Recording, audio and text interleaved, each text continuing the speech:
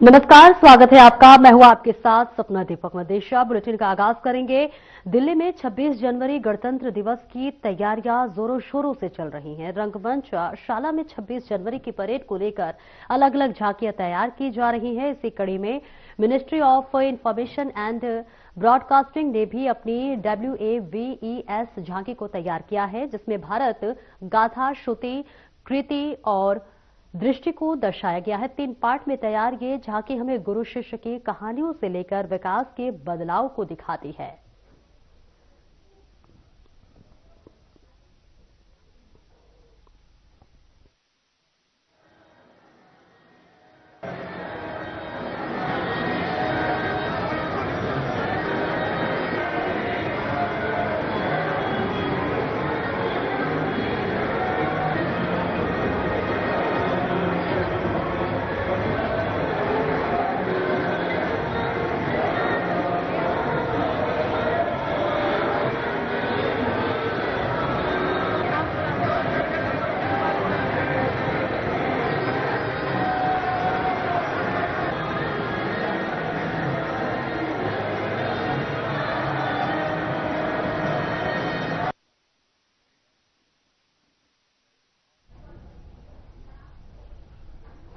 और इस मौके पर हमारी यूपी ब्यूरो हेड सपना चारण ने MIB के एडिशनल सेक्रेटरी प्रभात से भी खास चर्चा की और तैयार की गई WAVES झांकी के बारे में जाना। सेक्रेटरी प्रभात जी इस वक्त हमारे साथ हैं और अभी हम यहाँ 26 जनवरी की जो तैयारियां हो रही है, रिपब्लिक डे की जो झांकियों की तैयारियां हो रही है, यहाँ मौजूद हैं रंगमंच शाला में। और सामने आप देख सकते हैं वेव्स का पवेलियन यहाँ तैयार खड़ा है, जिसके बारे में हम बातचीत करेंगे। सर, इस वक्त वेव्स का पवेलियन एक्चुअली पवेलियन जो है वो भारत गाथा, श्रुति, कृति, दृष्टि है। ये भारत की जो परंपरा रही है स्टोरी टेलिंग की, बहुत रिच हेरिटेज है, उसके इवोल्यूशन, उसकी जर्नी को दर्शाता है। ये जो है 3 पार्ट में है टेब्लो। फर्स्ट है श्रुति, फिर कृति और थर्ड है दृष्टि। तो श्रुति में दिखाता है कि कैसे वर्ड ऑफ माउथ से स्टोरी टेलिंग एक जनरेशन से दूसरे जनरेशन को पास ऑन की गई। जैसे इसमें आप जाएंगे तो देखेंगे श्रुति में कि गुरु शिष्य को ज्ञान दे रहा है कहानियों के मार्फत। दूसरा पार्ट है कृति, जब हम लिखने लगे और जैसे कि महाभारत की रचना हुई और अन्य कई ग्रंथों की रचना हुई, तो जब हम लिखने लगे वो पार्ट है कृति। और तीसरा पार्ट है दृष्टि, जबकि वेरियस फॉर्म्स ऑफ लिटरेचर आ गए, जैसे कि प्रिंट, न्यूज़पेपर, फिर टेलीविजन आया, मूवीज आए, तो ये थर्ड पार्ट दिखाता है कि कैसे हम इवॉल्व करते गए वर्ड ऑफ माउथ से लिखने और लिखने से फिर प्रिंट और टीवी और मूवीज।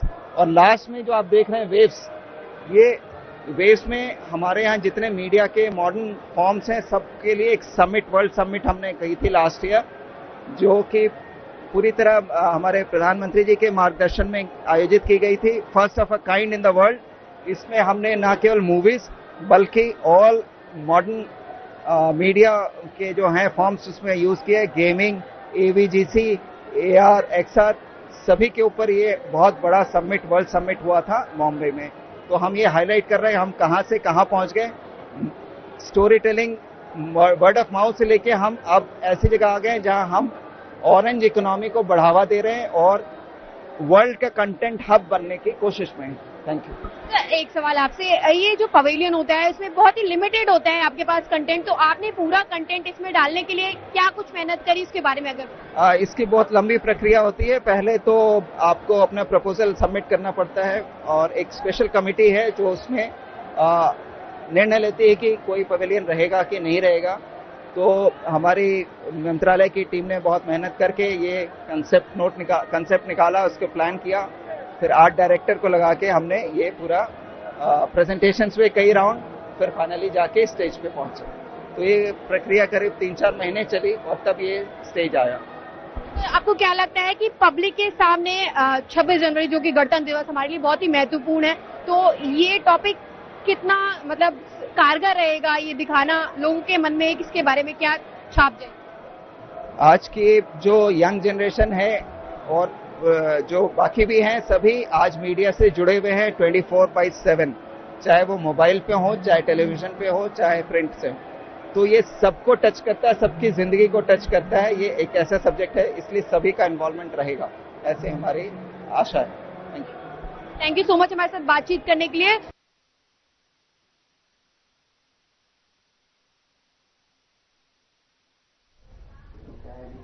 और चलिए आगे बढ़ते हैं। गणतंत्र दिवस के मौके पर उत्तर प्रदेश की झांकी एक बार फिर से लोगों का ध्यान अपनी तरफ खींचने के लिए तैयार है। इस बार उत्तर प्रदेश की झांकी में बुंदेलखंड की संस्कृति को दर्शाया गया है, जिसमें अतीत के वैभव के साथ भविष्य की प्रगति की उड़ान को दिखाया गया है। झांकी में सबसे पहले भगवान शिव है और बाद में कलिंजर फोर्ट को दिखाया गया है। यूपी अपने आप में लघु भारत है, जो तमाम संस्कृतियों को अपने अंदर समेटे है।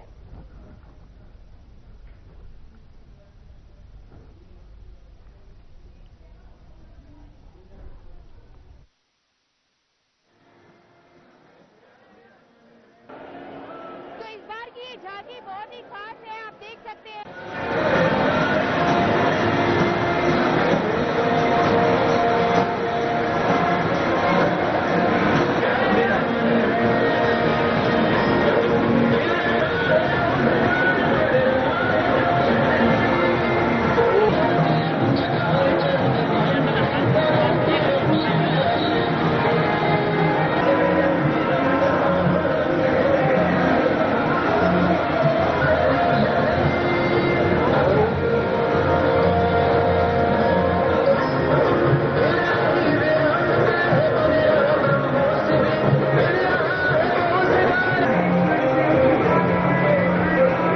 इस समय यहाँ मौजूद है, जहाँ पे ढेरों झांकियां लाइन से खड़ी है, जिसको आप हर बार, जिन झांकियों को आप हर साल देखते हैं। झांकी में पूरी पवेलियन नजर आता है, अलग अलग स्टेट्स की झांकियां यहाँ पर मौजूद है, जिनकी पूरी तैयारियां चल रही है। हम यहाँ इस समय उत्तर प्रदेश की झांकी के सामने खड़े हैं, जहाँ पे बुंदेलखंड का इस बार ये पूरा पवेलियन बनाया गया है। आप देख सकते हैं किस तरह से यहाँ पर तैयारियां चल रही है और लगातार लोग भी यहाँ पर आपको मौजूद नजर आ रहे होंगे, जो कि इन तैयारियों में लगे हैं, इन झांकियों को पूरी तरह से तैयार करने में लगे हैं। हमारी दूसरी तरफ आप देख सकते हैं जम्मू कश्मीर की झांकी मौजूद है, मणिपुर की झांकी आप देख सकते हैं सामने, और लगातार आप देख सकते हैं आगे तक ये झांकियां खड़ी हैं।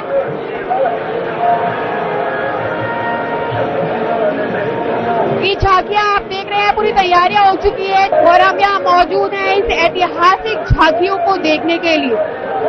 कैमरा पर्सन जगदीश के साथ सपना चारण। तो इस बार की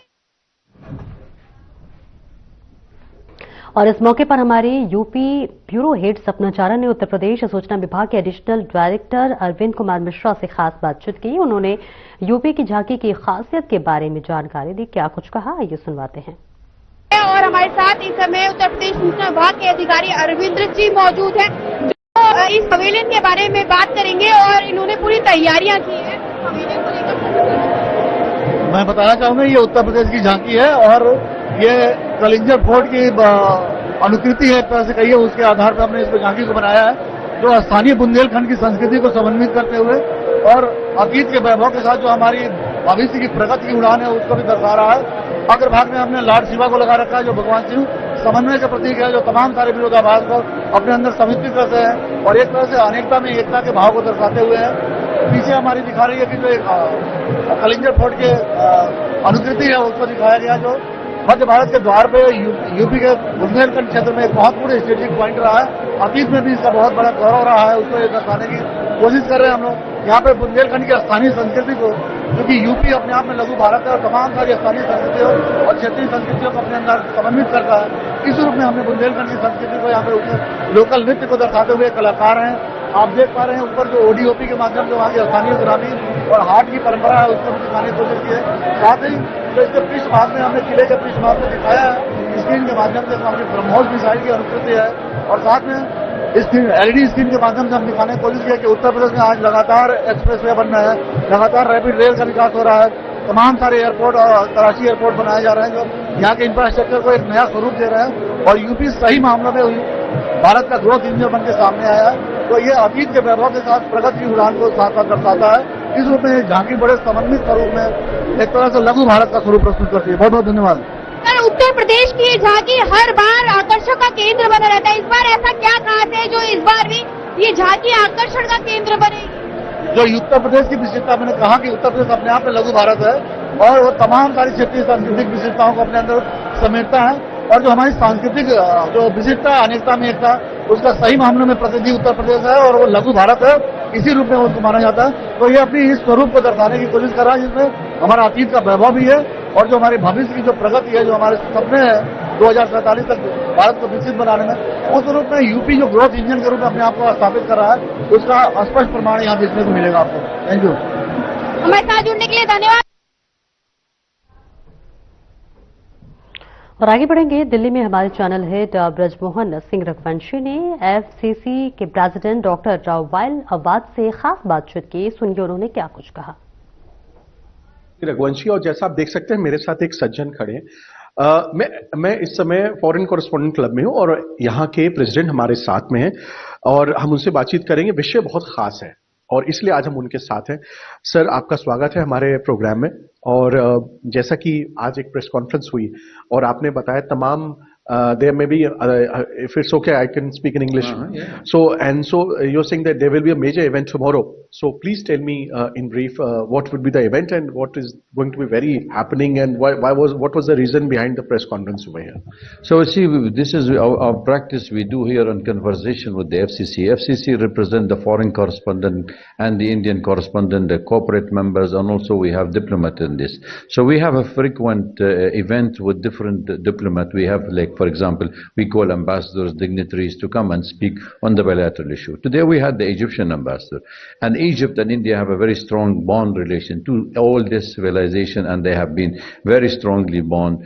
And the ambassador was very keen on joining us today and speak about the modern history and about the future relation between India and Egypt in particular, and India and the Arab world in general.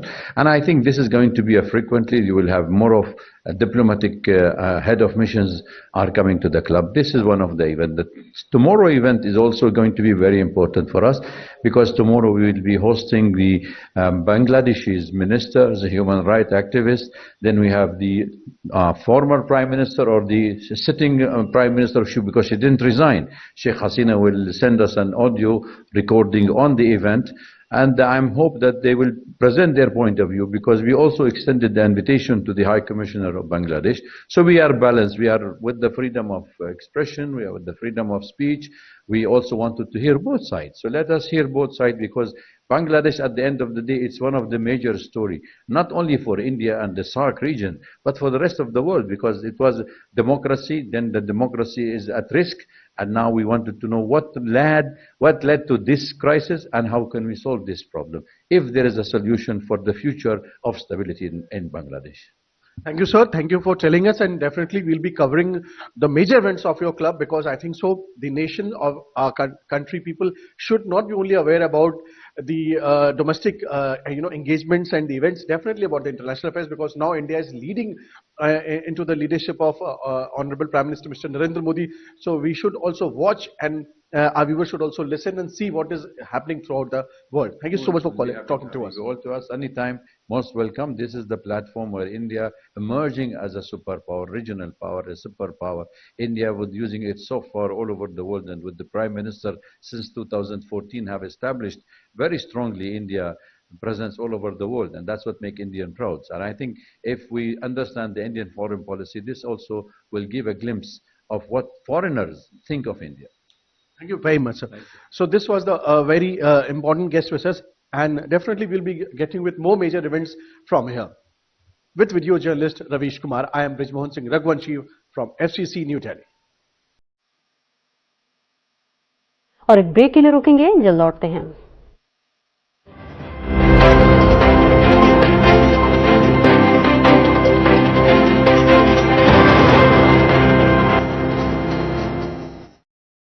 UP में green mobility को नई रफ्तार। निवेश और रोजगार के अवसर अपार। यशस्वी प्रधानमंत्री श्री नरेंद्र मोदी जी की प्रेरणा और माननीय मुख्यमंत्री योगी आदित्यनाथ जी के दृढ़ संकल्पों से उत्तर प्रदेश इलेक्ट्रिक वाहनों के विकास में अग्रणी राज्य बन चुका है। नोएडा और ग्रेटर नोएडा में ऑटो कंपोनेंट और बैटरी इकाइयों के विकास के साथ 2400 सार्वजनिक चार्जिंग स्टेशन स्थापित किए गए, जिसके परिणाम स्वरूप दिसंबर 2025 तक यूपी में लगभग 15 लाख इलेक्ट्रिक वाहन पंजीकृत हुए और वित्त वर्ष 2024-25 में यूपी में इलेक्ट्रिक वाहनों को अपनाने की दर हुई 10%। राजधानी लखनऊ में नया ईवी मैन्युफैक्चरिंग प्लांट शुरू हुआ है, जहां इलेक्ट्रिक बसें और छोटे कमर्शियल वाहन बनाए जाएंगे। आज हरित मार्गों पर 750 से भी ज्यादा ई बसें संचालित होती हैं और उत्तर प्रदेश इलेक्ट्रिक वाहनों के मैन्युफैक्चरिंग के वैश्विक केंद्र के रूप में स्थापित हो रहा है। हरित राहों पर बढ़ता प्रदेश, आत्मनिर्भर उत्तर प्रदेश। लोग सेहत बनाने के लिए क्या क्या नहीं करते, जिम जाते हैं, कसरत करते हैं, काजू बादाम प्रोटीन के डिब्बे तक घोल घोल कर पीते हैं, फिर भी उनकी सेहत नहीं बनती, क्योंकि उनका पाचन तंत्र खराब है। और जब तक के पाचन तंत्र दुरुस्त नहीं होगा, वो जितना मर्जी अच्छे से अच्छा खा ले, उनकी सेहत नहीं बन सकती। इसलिए हमारी संस्था सन्यासी आयुर्वेदा ने एक ऐसी दवा का निर्माण किया है जो कि आपके लिवर को, आपके पाचन तंत्र को दुरुस्त करने का काम करती है, ताकि आप जो भी खाएं उसका पूरे का पूरा निचोड़ आपके शरीर को लगे, आपकी भूख बढ़े, खाया पिया सही से लगे, नया खून बने, हड्डियों में जान आए, वजन बढ़े और आप मोटे तगड़े खूबसूरत पर्सनैलिटी के मालिक बन जाए। सिर्फ 655 रुपए की पूरे 1 महीने की दवा होती है और आप इसे घर बैठे 01145454545 पर फोन करके दवा मंगवा सकते हैं।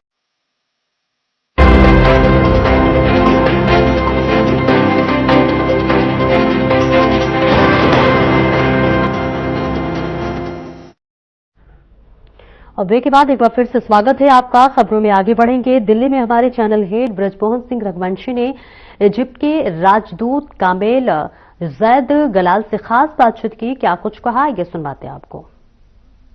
We have His Excellency Ambassador of Egypt. Sir, thank you so much for talking to us. And sir, what was the basic reason today for doing a press conference, and what do you think about India's international relations under the leadership of Shri Narendra Modi ji, sir? Well, there is no reason actually. It's not a press conference. I'm being with friends here in India. So this is one of the basic reasons, and then of course discussing the bilateral relations, briefing the journalists about the level of the strategic partnership that we have with India ever since President Sisi came to power in 2014, together with Prime Minister Narendra Modi.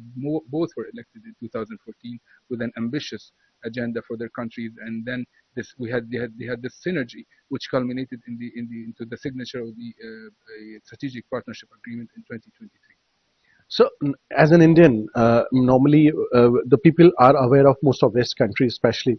But when we talk about Egypt, so the Indians do think about pyramids because they have seen only in the movies or they have just heard about it. But now we see from last few years, Egypt is becoming one of the powers of this world, which is giving a different name and recognition and acknowledgement. Maybe as an Indian, I could say like this.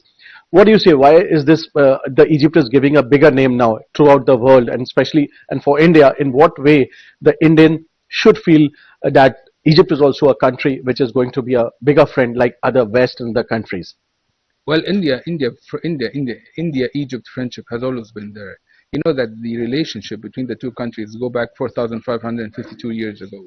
So this synergy between the two countries, this friendship, this brotherhood between the two countries has always been there. So I think Indians do not feel that now that the Egypt is a friendly country. Egypt has always been a very friendly country to India, especially that this is one of the main pillars of our foreign policy, and we are two ancient civilizations. So there's a very strong bond that links us together especially with the current geopolitical situation that we see in the whole world.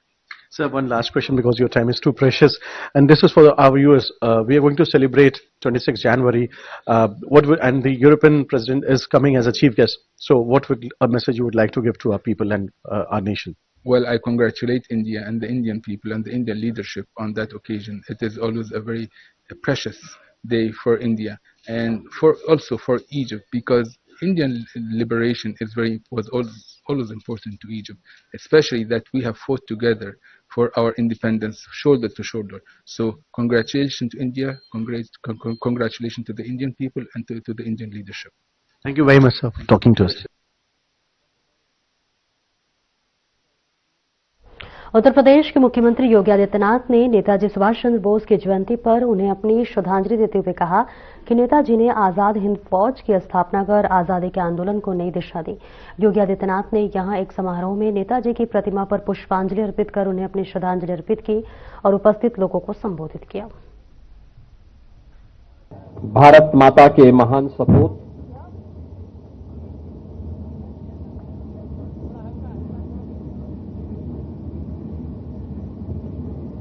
Bharat के स्वाधीनता आंदोलन के महानायक नेताजी सुभाष चंद्र बोस के पावन जयंती कार्यक्रम में आज इस समारोह में यहां पर उपस्थित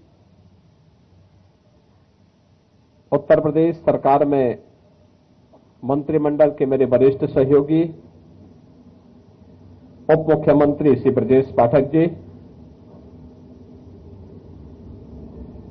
लखनऊ की महापौर श्रीमती सुषमा खड़गवाल जी,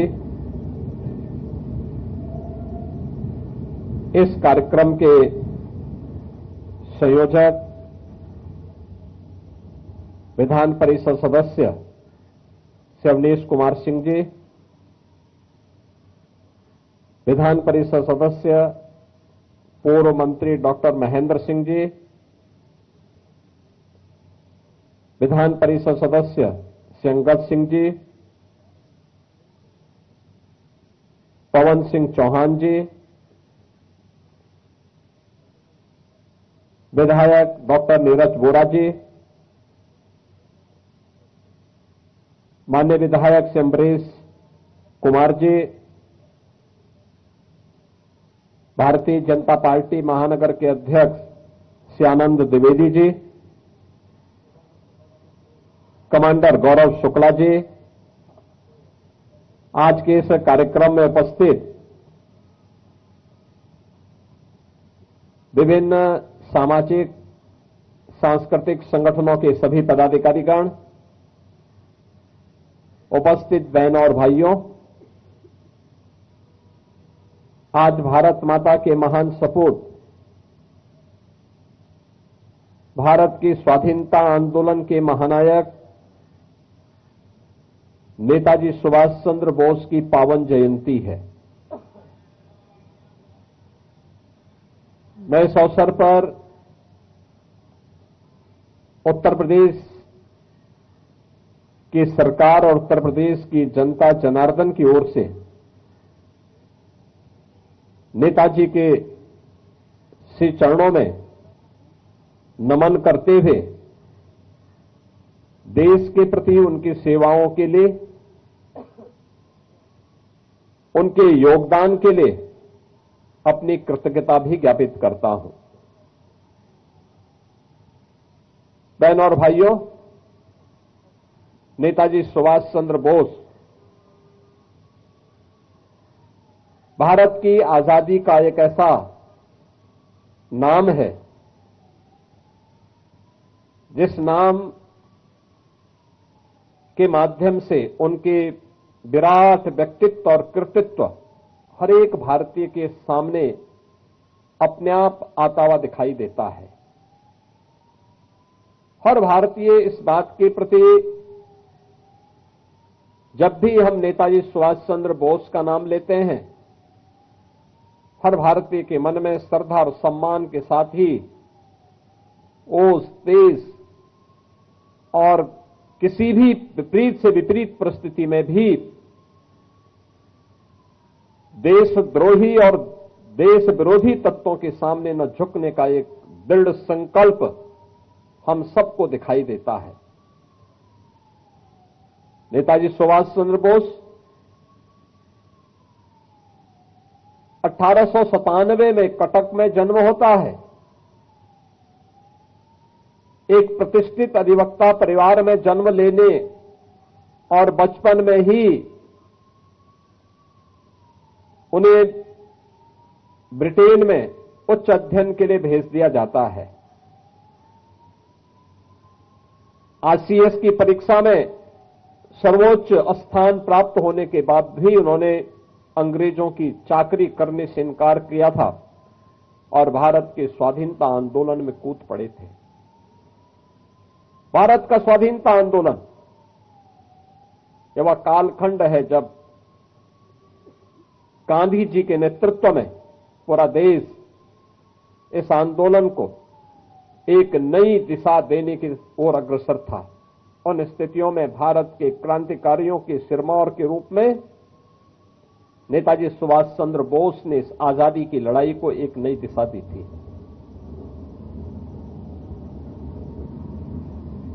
उनका विराट व्यक्तित्व हर भारतीय को प्रभावित करता था, भारत के अंदर हो या भारत के बाहर। फिलहाल इस बुलेटिन में इतना ही। नमस्कार।